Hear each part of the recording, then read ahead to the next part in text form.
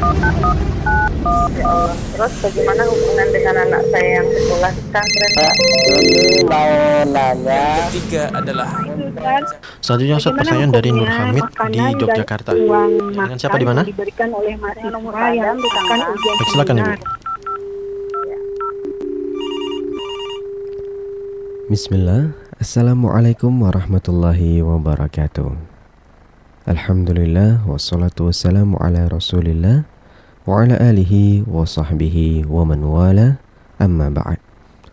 Ahlan wa sahlan wa marhaban bikum. Selamat datang pemirsa Fatwa TV dan juga para pendengar dimanapun Anda berada. Alhamdulillah, mengawali pagi yang cerah ini kita bersyukur kepada Allah Subhanahu wa ta'ala atas nikmatnya kita bisa bersua kembali dalam salah satu program yang kita nantikan bersama, program live interaktif Tarbiyah Islamiyah bersama guru kita Al-Ustadz Nafi' Zainuddin LC MHI Hafizahullahu Ta'ala. Beliau merupakan salah satu anggota dari Dewan Fatwa Perhimpunan Al-Irsyad. Dan insya Allah pemirsa, kita akan menemani kebersamaan Anda dalam kurun waktu kurang lebih 1 jam mendatang. Dan insya Allah kami akan bacakan nantinya pertanyaan-pertanyaan tertulis yang sudah masuk ke meja redaksi kami. Dan tidak lupa akan kami berikan kesempatan nantinya untuk layanan telepon. Anda bisa menghubungi kami secara langsung dan bertanya secara langsung kepada Ustadz pagi hari ini di layanan telepon yang akan kami buka 0331 544 6087.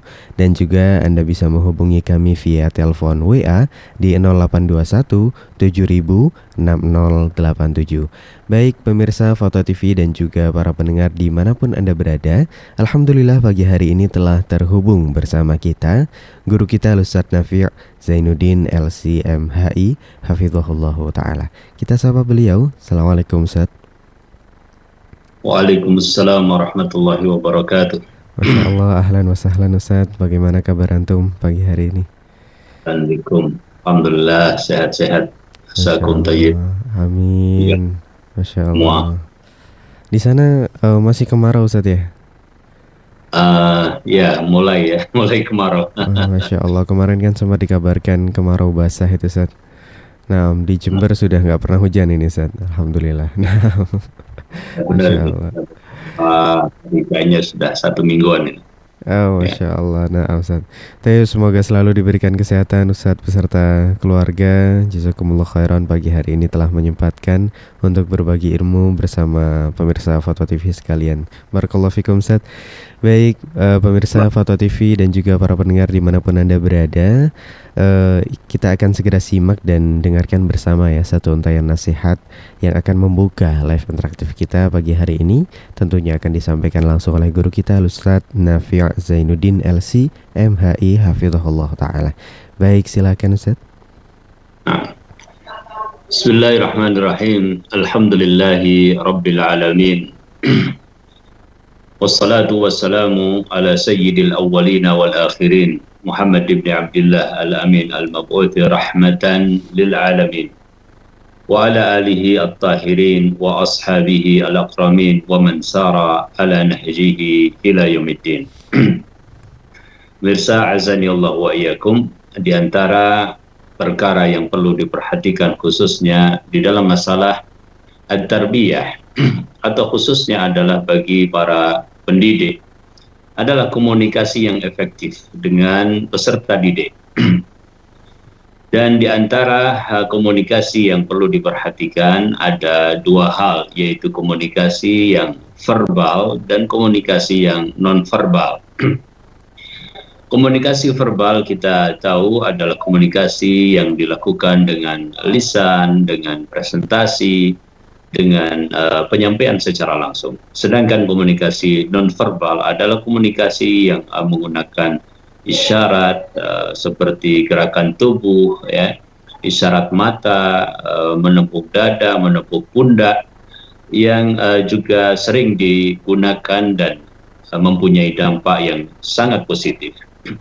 Bahkan kadang seorang guru harus memilih mana yang lebih tepat. Apakah dia harus menggunakan komunikasi jenis verbal atau komunikasi non-verbal. Ya, tujuannya adalah yang pertama membina hubungan yang baik antara seorang pendidik dan peserta didiknya. Yang kedua adalah memilih cara yang efektif, yang tepat. Ya, dan yang ketiga adalah semacam penghormatan untuk kasus-kasus tertentu. Dan yang seperti ini apabila kita lihat pada sirah Nabi Sallallahu Alaihi Wasallam, maka kita juga akan dapatkan betapa Nabi Sallallahu Alaihi Wasallam menggunakan berbagai jenis komunikasi yang bisa kita kaitkan. Ketika Nabi Sallallahu Alaihi Wasallam misalnya memanggil para sahabat ridwanu alaihim ajma'in, kadang Nabi Sallallahu Alaihi Wasallam memanggil dengan nama mereka. Kadang Nabi Sallallahu Alaihi Wasallam memanggil dengan kunyah mereka. Kadang Nabi Sallallahu Alaihi Wasallam memanggil dengan lakab mereka. Dan di lain kesempatan Nabi Sallallahu Alaihi Wasallam tidak mencukupkan dengan memanggil saja, akan tapi juga menepuk pundak, memegangi kedua pundak sahabat, ya, menepuk dada sahabat. Semua itu tentu dilakukan adalah dalam rangka untuk menarik perhatian orang yang diajak bicara, dan diharapkan bahwa setelah itu peserta didik akan mendapatkan dengan baik apa yang dibicarakan oleh sang guru, oleh mudarris, oleh muallim. Nabi Shallallahu Alaihi Wasallam mencontohkan dalam beberapa hadis, sebagaimana juga kemudian kita tahu para ulama menjelaskannya. Misalnya Nabi Shallallahu Alaihi Wasallam memanggil ya Abu Dzarrin, ya, wahai Abu Dzar, ya. Ketika Nabi Shallallahu Alaihi Wasallam memberikan kepada beliau nasihat terkait dengan masakan, ya Abu Dzarrin idza tabakhta maraqatan fa'akthir ma'aha, ya, wa ta'ahad jiranaka, wahai Abu Dzar, apabila engkau masak suatu masakan maka perbanyaklah kuahnya dan berikanlah kepada tetanggamu. Kemudian juga Nabi Shallallahu Alaihi Wasallam memanggil Abdurrahman ibnu Samurah, ya Abdurrahman ibnu Samurah, la tas'alil imarah, fa innaka in utitaha an mas'alatin wukilta ilaiha, wa in utitaha min ghairi mas'alatin wa'inta alaiha. Wahai Abdurrahman ibnu Samurah, engkau jangan meminta al-imarah, kepemimpinan jabatan, ya, apabila engkau diberi, ya, an mas'alatin, ya, mendapatkan jabatan itu karena kamu meminta, maka kamu tidak akan ditolong. Tapi kalau engkau mendapatkannya min ghairi mas'alatin wa'inta alaiha, kau mendapatkannya bukan karena engkau meminta, maka engkau akan ditolong. Demikian juga ketika Nabi Shallallahu Alaihi Wasallam memanggil Bunda Aisyah radhiyallahu taala anha, ya Aisyah, innallaha rafiqa yuhibbur rifqa. Wahai Aisyah, sungguhnya Allah itu lembut dan menyukai kelembutan. Wa yu'ti 'ala rifqi ma la yu'ti 'ala al-'unfi. Dan Allah Subhanahu wa taala memberikan kepada sifat atau sikap lembut tidak seperti yang diberikan kepada al-'unf, kasar, ya. Dalam beberapa hadis tersebut Nabi Shallallahu Alaihi Wasallam jelas memanggil para sahabat dengan nama mereka, ya, sebelum Nabi Shallallahu Alaihi Wasallam memberikan nasihat, sebelum berbicara tadi tentang masakan kepada Abu Dzar, ya, sebelum berbicara tentang imar kepada Abdurrahman ibn Samurah, sebelum berbicara tentang akhlak kepada Bunda Aisyah, ya. Dan sebagian dipanggil dengan kunyahnya, sebagian dipanggil dengan nama, ya, itulah yang dilakukan oleh Nabi kita Shallallahu Alaihi Wasallam. Dan kita mengatakan bahwa panggilan-panggilan Nabi Shallallahu Alaihi Wasallam itu adalah sebagai bagian dari bahasa yang secara verbal Nabi Shallallahu Alaihi Wasallam sampaikan. Demikian pula kita dapatkan di sebagian riwayat bahwasanya Nabi Shallallahu Alaihi Wasallam bahkan memanggil tidak hanya sekali, ya, memanggil dengan mengulang sampai lebih dari sekali, kadang 2 kali, kadang 3 kali, kadang memanggil langsung nama kemudian kunyahnya, seperti yang dilakukan oleh Rasulullah Shallallahu Alaihi Wasallam, Nabi kita Shallallahu Alaihi Wasallam kepada paman beliau yakni Al-Abbas. Al-Abbas datang kepada Nabi sallallahu alaihi wasallam, ataitu Rasulullah sallallahu alaihi wasallam, kemudian meminta pengajaran kepada Nabi sallallahu alaihi wasallam, ya Rasulullah, alimni syai'an ad'u bihi, wahai Rasulullah, ajarkanlah kepadaku, aku akan gunakan untuk berdoa. Ya. Maka Nabi sallallahu alaihi wasallam menunjukkan salillaha al-afwa wal afiyah. Ya. Wahai Abbas, mintalah kepada Allah Subhanahu wa taala pengampunan dan al-afiyah, keselamatan. Ya. Kemudian Al-Abbas meminta kembali kepada Nabi sallallahu alaihi wasallam. Ya. Maka Nabi sallallahu alaihi wasallam mengatakan, ya Abbas, ya amma Rasulillah. Wahai Abbas, wahai paman Rasulullah sallallahu alaihi wasallam. Demikian pula Nabi sallallahu alaihi wasallam diriwayatkan mengatakan, ya nisa'il muslimat, ya nisa'il muslimat. Ya. Itu adalah bahasa-bahasa yang bisa kita kategorikan sebagai verbal, dan Nabi SAW membuka itu sebelum memberikan nasihat agar terjadi komunikasi yang baik, ya, hubungan antara guru dengan murid, ya, agar terjadi perhatian yang lebih, ya, agar ada kesiapan untuk menerima materi. Di samping itu, beberapa riwayat menunjukkan bahwasanya Nabi Shallallahu Alaihi Wasallam menggunakan bahasa nonverbal, ya, memegangi pundak sahabat, ya. Akhadha Rasulullah Shallallahu Alaihi Wasallam bimankibaya, kata Abdullah bin Umar. Ya, Nabi Shallallahu Alaihi Wasallam memegangi kedua pundakku, ya. Kun fid dunya ka'annaka gharib atau abir sabil, jadilah engkau di dunia ini seperti orang yang asing atau orang yang melakukan perjalanan, ya. Demikian pula riwayat Nabi sallallahu alaihi wasallam kepada Abu Mundhir, ya, ya Aba Mundhir, atadri ayu ayatin fi kitabillah ma'aka a'zam. Wahai Abu Mundhir, apakah engkau tahu ayat apa di dalam kitab Allah Subhanahu wa taala yang a'zam, ya. Nabi SAW bertanya, ya. Kemudian di akhir riwayat tersebut Nabi SAW mengatakan kepada Abu Mundhir, setelah Abu Mundhir menjawab, qultu Allahu la ilaha illa huwal hayyul qayyum, qala fadaraba fi sadri. Nabi SAW menepuk pundakku, wa qala wallahi la yahnika al-ilmu Abul Mundhir, ya. Al-Imam An-Nawawi rahimahullahu ta'ala mengatakan bahwasanya hadis ini menunjukkan Nabi SAW menghormati muridnya. Seorang guru, ya, hendaknya memberikan perlakuan yang seperti itu kepada muridnya, kepada peserta didiknya, menyapa mereka kadang dengan nama, kadang dengan kunyah, kadang dengan bahasa verbal, dan kadang dengan bahasa non-verbal. Semoga apa yang kita dapatkan dari sirah Nabi Shallallahu Alaihi Wasallam, dari hadis-hadis ini, dan sebagaimana ditunjukkan oleh para ulama, bisa kita praktekkan mana yang lebih tepat untuk kita berkomunikasi dengan murid-murid kita, dengan peserta didik kita. Wallahu waliyut taufiq, wallahu ta'ala alam.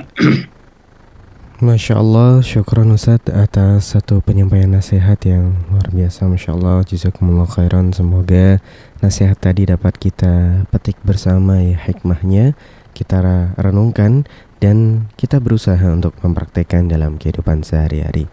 Baik pemirsa Foto TV dan juga para pendengar dimanapun Anda berada, alhamdulillah pagi hari ini telah ada pertanyaan-pertanyaan tertulis yang sudah masuk ke meja redaksi kami. Dan tidak lupa kami akan berikan kesempatan kepada para pemirsa dan pendengar sekalian untuk bisa berinteraksi secara langsung pagi ini bersama kami. Anda bisa bertanya secara langsung kepada guru kita Al-Ustadz Nafi' Zainuddin LC MHI Hafizahullah Ta'ala melalui layanan telepon yang kami buka. Silakan hubungi kami di 0331 544 6087. Dan juga Anda bisa menghubungi kami via telepon WA di 0821 7000 6087.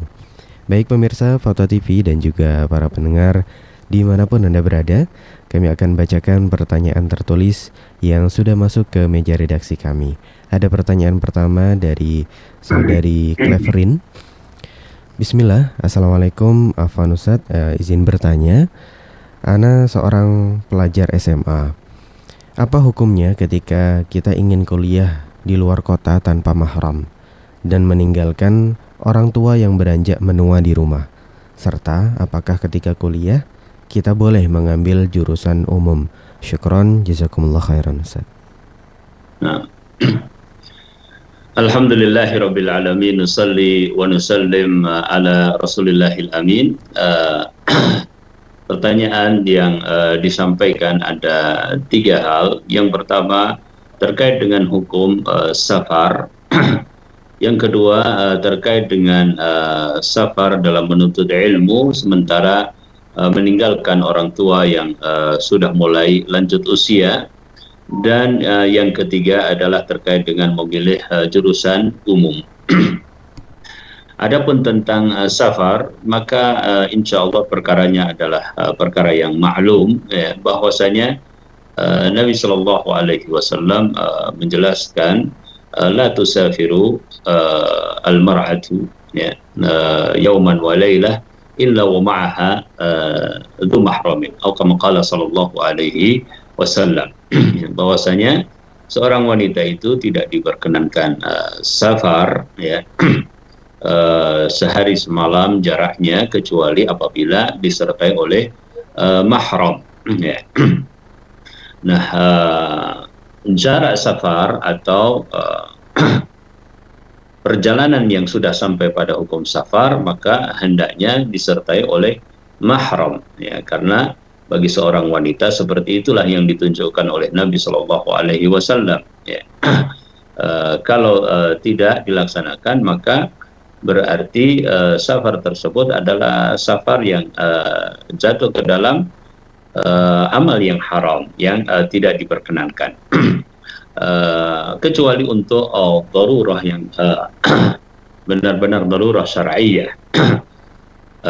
Dan dalam hal ini apabila kemudian memang safarnya ditemani oleh mahram, kemudian dia sampai ke tempat belajar seperti seorang misalnya kuliah, kemudian dengan perjalanan dia dari luar kota sudah ditemani mahram, sampailah di tempat tersebut, dan di tempat tersebut adalah di tempat yang insya Allah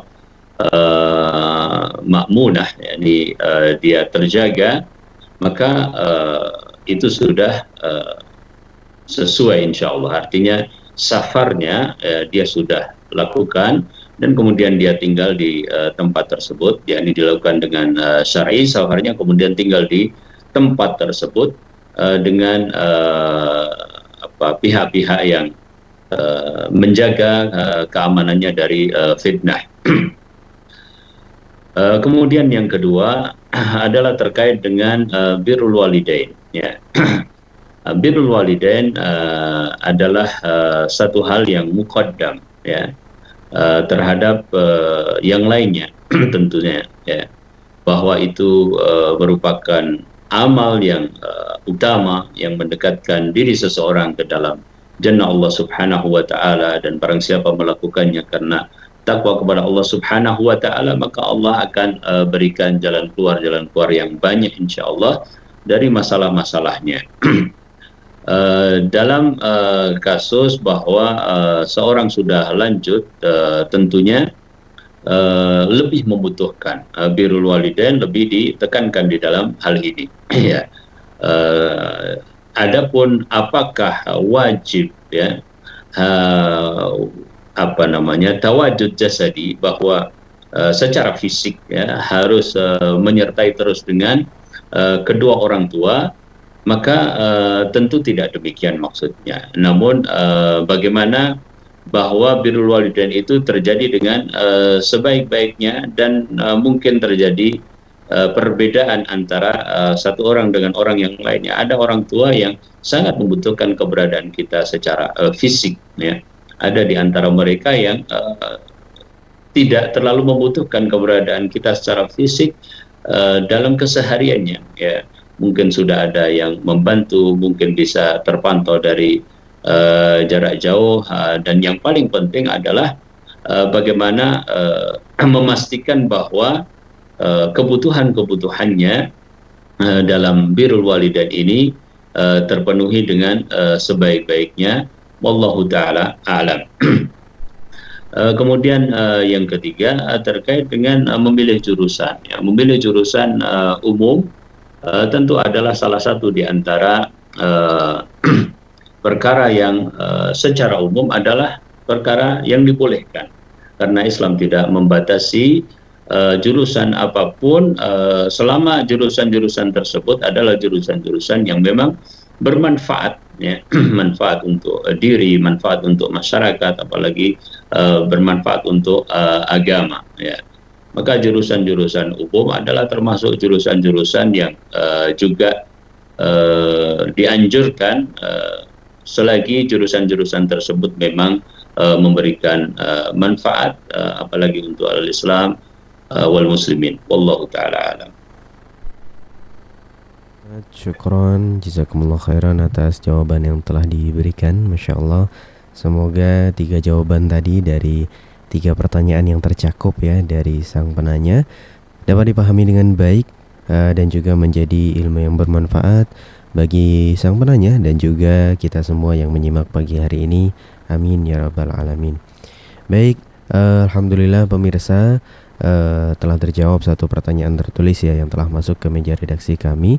Berikutnya akan kami berikan kesempatan kembali para pemirsa yang sedang menyimak pagi hari ini dan juga para pendengar yang ingin berinteraksi secara langsung bersama kami pagi hari ini untuk bisa menghubungi kami di layanan telepon 0331 544 6087 dan juga Anda bisa menghubungi kami via telepon WA di 0821 7000 6087.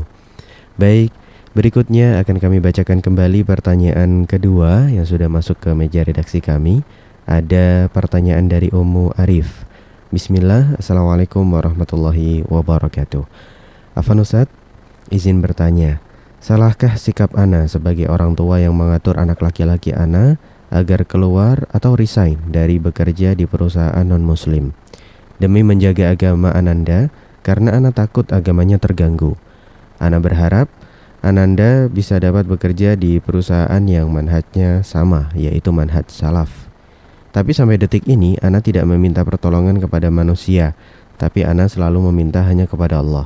Jadi pertanyaan Ana, sudah betulkah sikap Ana yang berdiam diri saja namun hanya memohon kepada Allah saja? Apakah harus ikhtiar dengan meminta-minta? Sedangkan Ana pernah dengar ada hadis tidak boleh meminta-minta kepada makhluk. Syukron Ustaz, jazakumullah khairan. Alhamdulillah wassalatu wassalamu ala Rasulillah. Ya, atas pertanyaan yang tadi disampaikan, yang pertama terkait dengan benarkah sikap untuk menyuruh putranya resign dari perusahaan non-muslim. Bekerja tentu adalah merupakan bab yang sifatnya adalah muamalah, dan muamalah diatur di dalam Islam ya sebagai hal yang pada dasarnya adalah mubah, dibolehkan ya, dan khususnya dalam masalah jual beli, sebagaimana Nabi SAW misalnya jual beli ya dengan orang non-muslim ya, dan itu adalah kebutuhan yang mafhum di kehidupan manusia ya, bahwa dia bermuamalah dengan siapapun di dalam hal itu. Namun Nabi SAW tentu tidak bermuamalah misalnya dengan riba misalnya.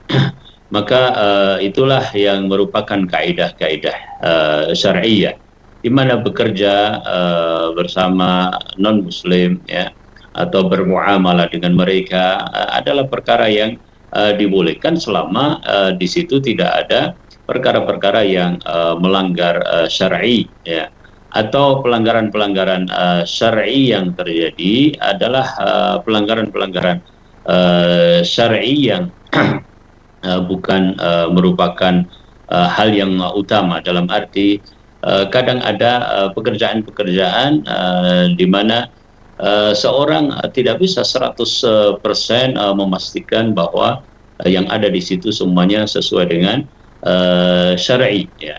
Tentu bukan maksudnya adalah mempermudah, atau bukan maksudnya ingin melakukan hal yang tidak sesuai dengan syar'i, tapi ada hal-hal yang dia bukan dominan di dalam masalah pekerjaan tersebut. Allah taala alam. Dengan demikian maka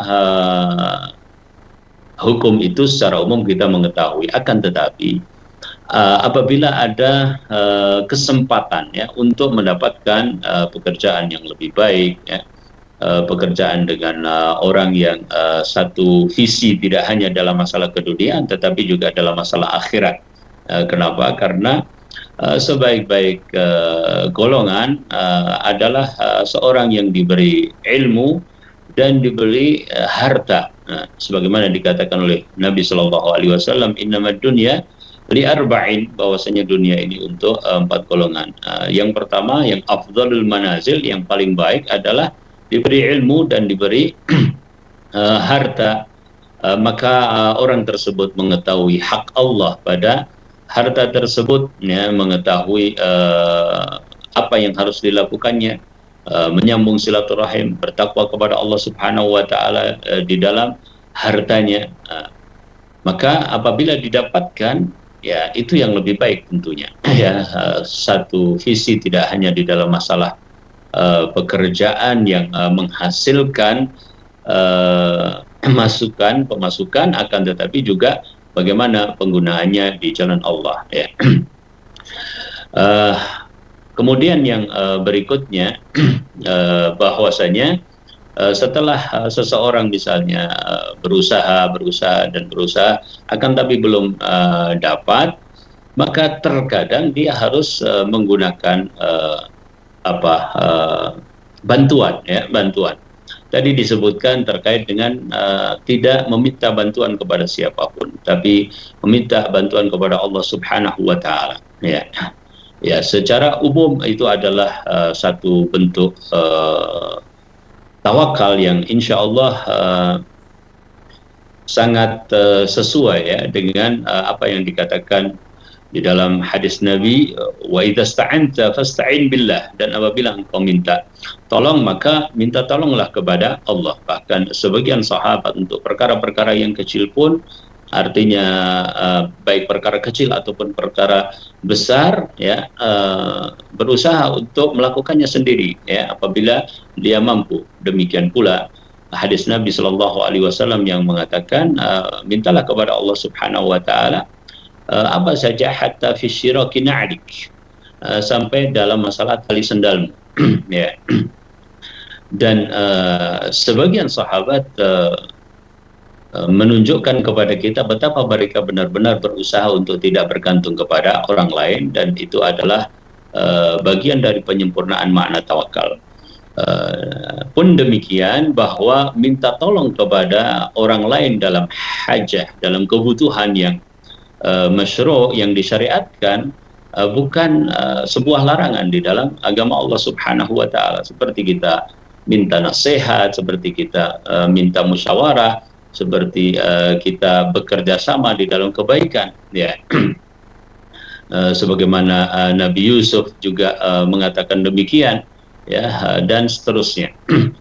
Jadi apa yang dilakukan itu insya Allah semoga merupakan bagian dari kebaikan tawakal. Akan tapi kalau dalam hal-hal tertentu memang kita butuh untuk bekerja sama, meminta bantuan dalam arti yang disyariatkan, maka tidak mengapa untuk dilakukan, ya. Dan tentu selain usaha, kita juga memohon pertolongan kepada Allah Subhanahu wa taala dalam hal doa, ya, tadi, ya. Jadi ada hal yang mungkin bisa lebih utama kita lakukan, akan tapi apabila kita belum mendapatkan, dan itu adalah perkara-perkara yang dibolehkan secara syar'i, ya, maka tidak mengapa untuk tetap diteruskan. Apalagi kalau terkait misalnya nanti dengan hajah nafkah yang harus dicari misalnya oleh seseorang. Wallahu taala a'lam. Syukron Ustaz atas jawaban yang telah diberikan. Barakallahu fikum, jazakumullah khairan kepada Ustaz yang telah memberikan jawaban. Masya Allah, sudah sangat jelas ya. Semoga dapat dipahami dengan baik oleh sang penanya khususnya, dan kita semua yang menyimak pagi hari ini semoga menjadi ilmu yang bermanfaat bagi kita semua. Amin ya rabbal alamin. Baik pemirsa Fatwa TV dan juga para pendengar dimanapun Anda berada, kembali akan kami bacakan pertanyaan tertulis yang sudah masuk ke meja redaksi kami ya. Ada pertanyaan dari saudara Andi. Assalamualaikum warahmatullahi wabarakatuh. Afwan Ustaz, anak ingin bertanya. Setiap ada kajian, anak ingin sekali bersama istri datang ke kajian. Namun istri anak selalu menolak karena dari pengalaman dia, perasaan tidak mendapat ilmu apa-apa. Dikarenakan tidak bisa konsentrasi mendengar kajian tersebut. Berisik, dengerin anak-anak berlarian, ada yang nangis, ada juga ibu-ibu sibuk pada ngerumpi. Malahan senang mendengar kajian online. Yang saya ingin tanyakan, bagaimana caranya agar istri saya ingin datang ke kajian lagi Ustaz? Syukron Ustaz, jazakumullahu khairan. Nah, alhamdulillahi wahdah wassalatu wassalamu ala man la nabiyya ba'dah. Terkait dengan masalah usaha untuk membawa istri dalam kajian ya. Sementara istri beralasan bahwa kajian-kajian yang ada tidak cukup efektif untuk mendapatkan ilmu karena kondisi majelis-majelis kajian tersebut. Ya. Ya, kita bersyukur kepada Allah Subhanahu wa taala ya, ketika Allah Subhanahu wa taala mengkaruniakan kepada seorang suami istri yang alhamdulillah mempunyai semangat untuk talabul ilmi ya, untuk belajar ilmu, dan itu adalah modal yang sangat penting untuk salah az-zaujah ya, kesalehan seorang istri ya.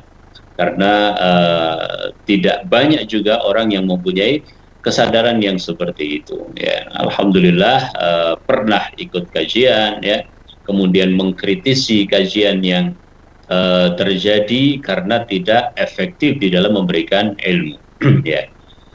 Apakah harus mengaji melalui majelis-majelis kajian?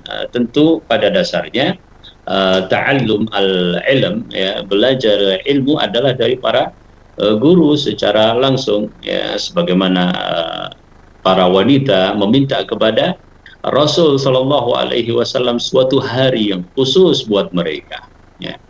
Sampai Nabi sallallahu alaihi wasallam menyepakati permintaan tersebut ketika ada seorang sahabiah mengatakan kepada Nabi, wahai Nabi, aku mewakili para wanita yang ada di belakangku ya. Untuk engkau khususkan buat kami ya, mengkaji ya, ilmu ya. Maka Nabi Shallallahu Alaihi Wasallam pun mengkhususkan untuk mereka, dan itulah pada asalnya belajar ilmu langsung dari para asatidah yang mengajarkannya. Dan berada di dalam majelis adalah keutamaan yang luar biasa, sebagaimana Nabi Shallallahu Alaihi Wasallam mengatakan, "Idza marartum bi riyadil jannah farta'u fiha." Ya, apabila kalian melewati taman-taman surga, maka datangilah ya, berdiamlah di taman-taman tersebut.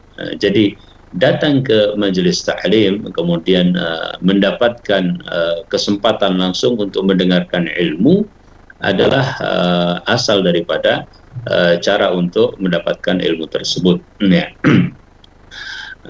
Kemudian bagaimana, apakah itu satu-satunya jalan? Ya tentu tidak ya, karena belajar dari rekaman-rekaman, mendengarkan televisi seperti ini ya, kemudian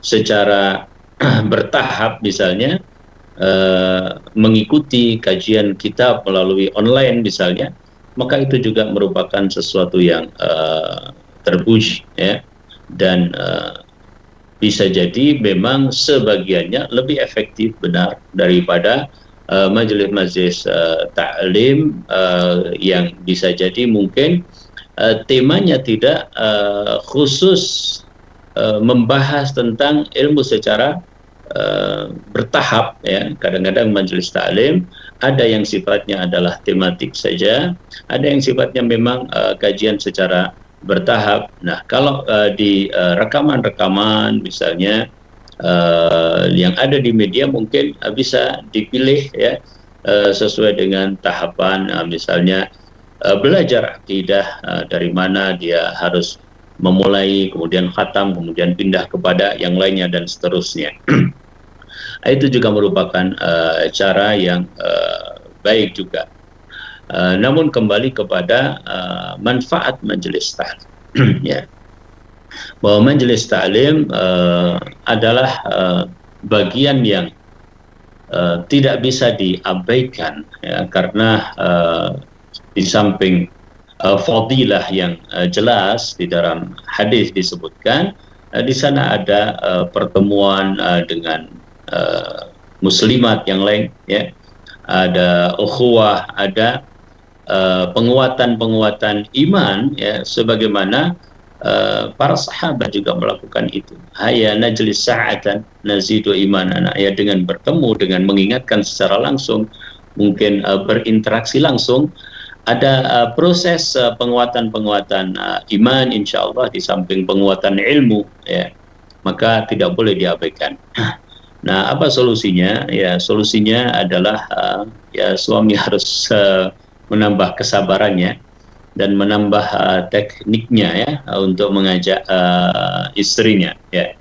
Menambah kesabaran karena ya namanya istri yang sudah mengatakan seperti itu, berarti ada hal yang sangat positif, hanya saja bagaimana dia pelan-pelan untuk meluruskan pemahaman itu, ya, sebagaimana Nabi Shallallahu Alaihi Wasallam tunjukkan bahwa untuk meluruskan pemahaman khususnya bagi muslimah ada cara-cara yang lebih spesifik, ya. Indah habda tuqimahu kasartahu, ya, apabila kita keras-keras nanti malah dia lebih mutung lagi, ya, tidak mau belajar, ya, dan seterusnya, waliyadzubillah. Maka hendaklah dimengerti tentang alasan tadi, yaitu efektivitas di dalam mengikuti kajian, ya, secara langsung. Maka di antara yang bisa dilakukan selain menambah kesabaran dan tekniknya adalah secara teknis juga bisa dipilihkan majelis-majelis taklim yang lebih kondusif, ya. Sebagian majelis taklim mungkin kondisinya seperti itu, dan kita juga tidak pungkiri karena para ummahat ini juga tidak bisa meninggalkan anak-anak mereka, ya, di rumah, ya. Dan tentu harus ada usaha-usaha untuk majelis taklim itu lebih membenahi, ya, bagaimana kondisi agar lebih baik, agar kondusif di dalam taklim. Bagi suami dalam hal ini mungkin dia bisa memilihkan tempat-tempat yang lebih kondusif bagi istrinya untuk tetap berada di majelis taklim dan tetap mendapatkan ilmu yang seperti diinginkan. Wallahu ta'ala a'lam. Baik, syukron Ustaz, jazakumullah khairan atas jawaban yang telah diberikan. Masya Allah, semoga dapat dipahami dengan baik atas pertanyaan dari saudara Andi tadi. Barakallahu fiik. Dan juga menjadi solusi, ya, bagi kita semua yang mungkin memiliki permasalahan yang sama. Barakallahu fikum. Baik pemirsa Foto TV dan juga para pendengar dimanapun Anda berada, alhamdulillah pagi hari ini ada panel phone yang telah terhubung bersama kita. Ada Ummu RA di Solok, ya. Kita sapa Foto TV. Assalamualaikum. Waalaikumsalam warahmatullahi wabarakatuh. Baik, silakan Ibu, satu pertanyaan singkat. Ya, assalamualaikum Ustaz. Waalaikumsalam warahmatullahi wabarakatuh. Ya. Oke Ustaz. Jika kita anak cucu menantu tinggal bersama kita, bolehkah kita memberikan pandangan nasihat arahan kepada mereka itu? Nanti kita takutnya gitu, walaupun mereka itu sudah bermanhaj salaf, namun tentu banyak juga kekurangan-kekurangan, dan kita sebagai nenek kakek oma opa pasti juga punya kekurangan. Nah, untuk itu apa yang harus dilakukan? Apakah boleh kita memberikan seperti itu tadi? Nasihat, arahan, dan pandangan itu kepada anak cucu menantu tadi. Terima kasih Ustaz. Assalamualaikum warahmatullahi wabarakatuh. Assalamualaikum warahmatullahi wabarakatuh. Ya, alhamdulillah, nusalli wa nusallim ala Rasulillah. Ya. Nikmat manhaj, nikmat sunnah ya adalah nikmat yang Masya Allah luar biasa. Dan sunnah atau manhaj ini adalah ya seluruh Islam itu ya. Sebagaimana Nabi Shallallahu Alaihi Wasallam mengatakan di dalam hadisnya, innama bu'ithu liutammima makarimal akhlaq. Ya, sesungguhnya aku diutus ya untuk menyempurnakan akhlak ya. Akhlak yang mulia itulah yang ada di dalam Islam. Nah, bagaimana akhlak yang mulia itu kita pelajari ya. Yang pertama adalah dengan cara mempelajarinya secara ta'alluman terhadap ilmu. Yang kedua adalah mempelajarinya dengan cara adab-adab ya, di antaranya adalah dengan hal yang kita lakukan dalam keseharian kita ya. Khususnya dalam satu keluarga ya, alhamdulillah ya, misalnya sudah satu pemahaman ya, maka hendaknya di dalam masalah nasihat ini lebih terjalin ya. Bayangkan kita kalau berada di satu lingkungan belum satu pemahaman, masih ada tahapan yang perlu kita masuk ke sana ya. Adapun kita Masya Allah, alhamdulillah sudah Allah karuniakan satu pemahaman, maka tinggal kita bagaimana menambah ilmu itu ya. Saling nasihat, menasihati di antara anggota keluarga adalah perkara yang sangat-sangat disyariatkan ya. Sebagaimana secara umum Nabi Shallallahu Alaihi Wasallam mengatakan ad-dinu an-nasihah, agama itu adalah sehat ya. Terkadang nasihat itu tidak hanya dari orang yang lebih tua kepada yang lebih muda, bahkan dari yang lebih muda kepada yang lebih tua, dan itu terjadi pada sirah Nabi Shallallahu Alaihi Wasallam. Demikian pula dari yang tua kepada yang muda, apalagi dia adalah orang tua, apalagi dia adalah kakek, dia adalah nenek, opa, oma ya. Kakek dan nenek adalah bagian dari orang tua ya. Mereka harus lebih didengar perkataannya ya. Dan Nabi Shallallahu Alaihi Wasallam ya, misalnya berbicara tentang nasihat kadang kepada putrinya, kadang kepada menantunya ya, kepada Fatimah, kadang kepada Ali ya, kadang kepada pamannya ya, seperti tadi kita sebutkan ya. Jadi di dalam keluarga Nabi Shallallahu Alaihi Wasallam terjadi seperti itu ya, saling nasihat menasihati, at-tawasi bil haq wa tawasi bis sabr. Dan yang paling penting adalah ketika jalinan komunikasi itu dibina dengan baik ya. Apabila jalinan komunikasi artinya dengan semangat kasih sayang, dengan semangat ingin baik bersama, maka dijalin komunikasi. Tadi saya sampaikan di muka, komunikasi yang kadang verbal, yang kadang non verbal ya. Mana jenis komunikasi yang efektif? Kadang mungkin sambil makan ya, kadang mungkin perlu sendirian ya, kadang mungkin memang ada waktu khusus untuk mengoreksi bersama dan seterusnya ya. Jadi cara untuk menyampaikan itu juga penting, sehingga apa yang disampaikan oleh anak juga bisa dimengerti oleh yang lain, yang disampaikan oleh orang tua juga bisa dimengerti oleh yang lain, yang disampaikan oleh opa oma demikian pula ya. Jadi nasihat itu kepada siapapun, lebih-lebih lagi adalah kepada anggota keluarga sendiri. Wa anzir ashiratakal aqrabin, dan berikanlah peringatan kepada kerabat-kerabatmu yang paling dekat ya.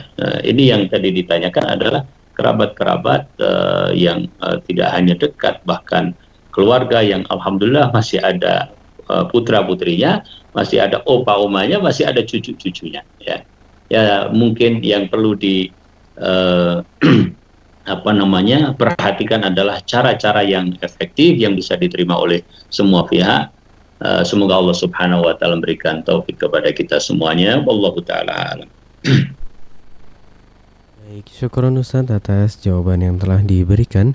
Jazakumullah khairan. Semoga jawaban tadi dapat dipahami dengan baik ya oleh sang penanya. Ada Ummu RA tadi di Solok. Barakallahu fik. Dan semoga yang memiliki permasalahan yang sama tentunya dapat kita terapkan dalam kehidupan sehari-hari. Barakallahu fikum pemirsa Fatwa TV. Alhamdulillah telah terhubung kembali pagi hari ini. Ada penelpon kedua ya. Ada Bapak Tarno di Palembang. Fatwa TV, Assalamualaikum.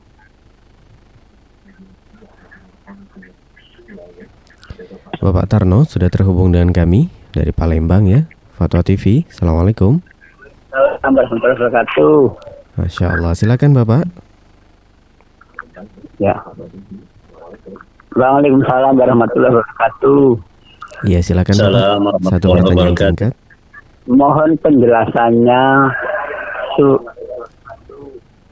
Mohon penjelasannya dari surat Al-Mu'minun ayat 53.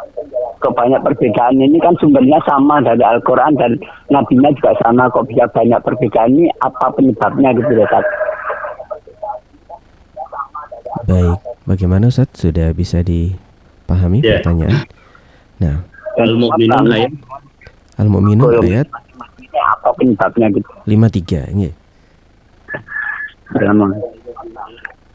ya, masalah berbangga-bangga terhadap golongan ya Pak. Baik, barakallahu fiik Bapak Tarno dari Palembang. Jazakumullah khairan. Baik, silakan Ustaz. Alhamdulillahirabbil alamin.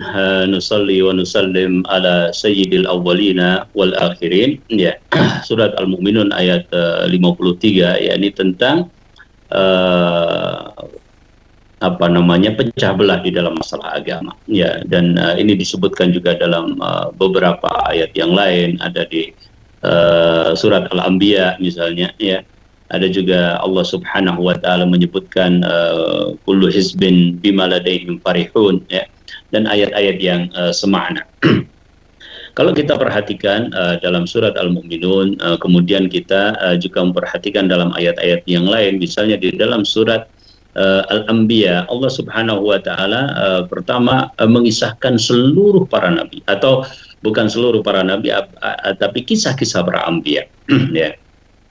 Tentang Nabi Ibrahim, tentang Nabi Nuh, tentang Nabi Musa, tentang Nabi Zulkifli, tentang Nabi Ayub, dan seterusnya.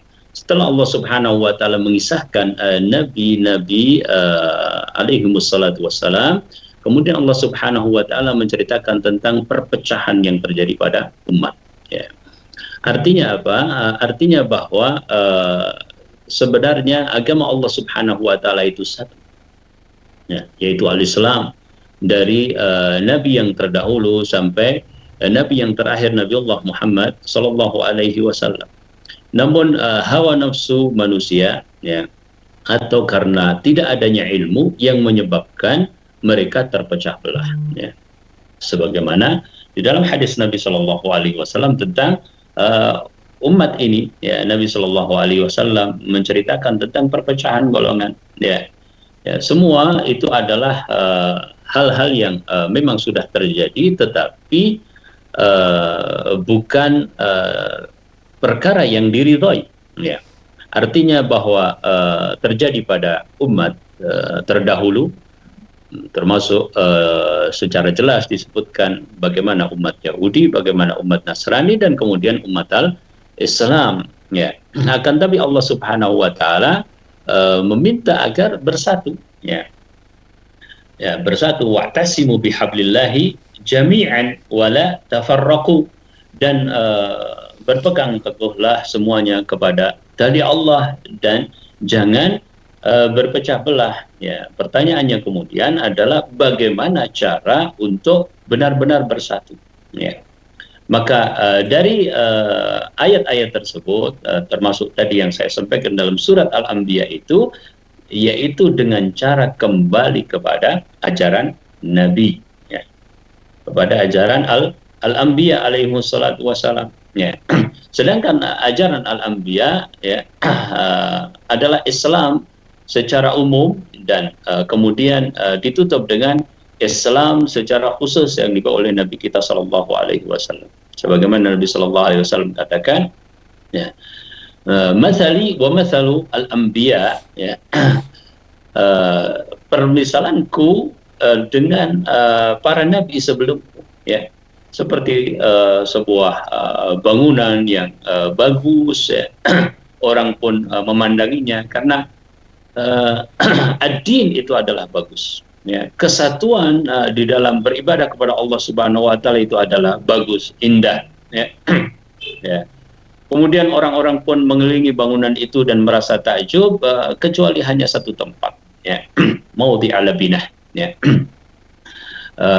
Hal la wudi'at hadhihi labinah, ya. Bagaimana ada satu tempat yang kurang saja, maka ada batu yang mestinya ditempatkan di tempat tersebut. Maka Nabi SAW mengatakan fa'anal labinah, akulah batu yang harus ditaruh di tempat itu. Yakni bahwa seluruh agama itu sudah disatukan kemudian pada ajaran Islam yang khusus yang dibawa oleh Nabi kita Nabi Allah Muhammad sallallahu alaihi wasallam. Nah, Nabi Allah Muhammad membawa al-Islam ini juga sudah jelas, benar-benar jelas, ya. Taraktukum ala mahajjatil bayda, ya, lailuha kana hariha la yazigu anha illa halik, ya. Jadi yang dibawa oleh Nabi SAW itu sebenarnya sudah jelas, tapi dari mana kita mendapatkan kejelasan tersebut, ya. Ya, kan kalau kita membaca ayat Al-Quran langsung, ya, kemudian kita memahami dari terjemahnya, ada beberapa ayat yang memang sudah kita pahami mungkin dengan lebih mudah, seperti misalnya Allah mengatakan dirikanlah salat, aqimus salat, ya, jelas. Tapi begitu ada ayat-ayat yang tertentu yang membutuhkan penjelasan para ulama, yang membutuhkan penjelasan dari Nabi Shallallahu Alaihi Wasallam, maka bagaimana kita kembali? Yang kembalinya adalah kepada hadis-hadis tersebut, ya. Setelah kita kembali kepada hadis-hadis tersebut, ya, maka diharapkan ini perbedaan-perbedaan ini akan selesai, ya. Cuma untuk kembali kepada hadis kita juga harus melalui para ulama. Kita tidak tahu hadis ini kadang sahih, tidak sahih, ya. Hadis ini bisa diterima, tidak bisa diterima. Ada hadis yang memang benar dari Nabi Shallallahu Alaihi Wasallam, ada hadis yang dipalsukan. Tapi semuanya terjaga karena Allah Subhanahu wa taala menjaga Al-Qur'an dan Allah Subhanahu wa taala menjaga Al-Hadits, ya. Inna nahnu nazzalna dzikra wa inna lahu lahafizun, ya. Nah, bagaimana kita sampai kepada hadis-hadis tersebut? Caranya sebagai penjelas dari Al-Qur'an, ya. Caranya adalah kembali kepada para ulama hadis, ya. Umar bin Khattab radhiyallahu taala anhu menunjukkan bahwa sayati nasun, akan datang suatu masa, ya, di mana orang itu berpegangan kepada kitab Allah, ya. Maka mereka melakukan kesalahan-kesalahan karena salah memahami, ya. Maka Umar bin Khattab mengatakan fadribuhum bis sunan, ya. Maka hendaklah pastikan kebenaran itu dengan memegangi sunnah-sunnah Nabi Shallallahu Alaihi Wasallam, ya. Dan sebagian ulama mengatakan orang yang paling tahu tentang Al-Quran adalah ashabul hadis, yaitu orang-orang yang tahu hadis-hadis Nabi Shallallahu Alaihi Wasallam, ya. Karena Al-Quran dan sunnah Nabi, yaitu hadis Nabi Shallallahu Alaihi Wasallam, dua-duanya adalah wahyu, ya. Dan hadis-hadis ini menjelaskan Al-Quran. Jadi agar masing-masing tidak berbangga ya, atau tidak menyatakan bahwasanya dirinya yang paling benar adalah diukur kebenaran tersebut. Bagaimana cara mengukurnya? Kembalikan kepada Al-Qur'anul Karim, kembalikan kepada hadis Nabi Shallallahu Alaihi Wasallam, kembalikan kepada para ulama hadis. Ya, nah, ulama-ulama hadis yang paling utama adalah para sahabat ridwanullah alaihim ajma'in. Mereka yang mendengar langsung dari Nabi Shallallahu Alaihi Wasallam dan menyaksikan langsung bagaimana Nabi Shallallahu Alaihi Wasallam menjelaskan Al-Quran. Ya. Nah, oleh karenanya di dalam memahami agama tanpa kita harus mengedepankan kebanggaan terhadap apa yang kita punyai, akan tapi harus mengedepankan sikap di dalam cara mengambil pemahaman-pemahaman tersebut yang dikembalikan kepada kitab Allah, kembalikan kepada hadis-hadis Nabi Shallallahu Alaihi Wasallam, kembalikan kepada ulama-ulama hadis, kembalikan kepada para sahabat dan ulama-ulama yang lain yang juga mereka ini kita mengenalnya sebagai istilahnya ulama rabbaniyin, ya, yaitu yang mengambil ilmu. Ya, mereka ada fuqaha, para ahli fikih, mereka ada mufassirun, para ahli tafsir yang benar-benar mempelajari hadis Nabi Shallallahu Alaihi Wasallam. Wallahu taala alam. Baik, syukron Ustaz atas jawaban yang telah disampaikan. Masya Allah, jawaban yang sangat jelas sekali insya Allah ya. Semoga dapat dipahami dengan baik oleh sang penanya tadi, Bapak Tarno di Palembang. Barakallahu fiik. Dan itu tadi menjadi pertanyaan sekaligus jawaban terakhir Ustaz pada live interaktif pagi hari ini. Alhamdulillah kami ucapkan jazakumullah khairan Ustaz. Barakallahu fikum atas segala penyampaian jawaban dan juga ilmu yang telah diberikan pagi hari ini. Semoga Allah berikan balasan terbaik untuk Ustadz. Amin ya rabbal alamin.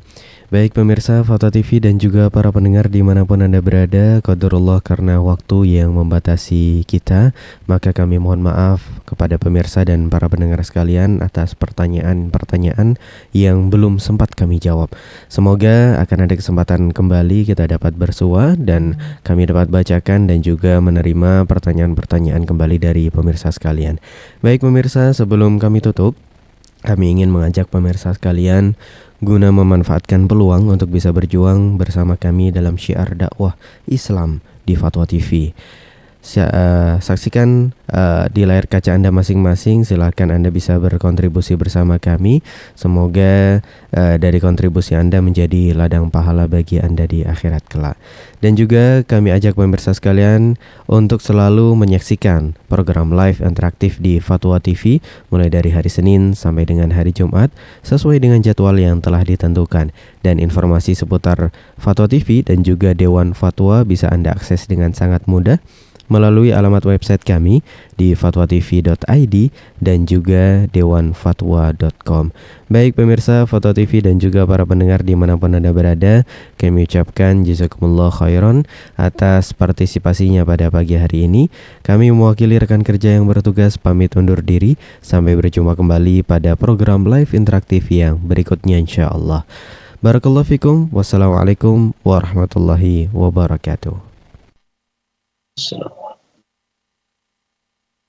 Syukran ya jazakumullah khair. Afwan. Nah, barakallahu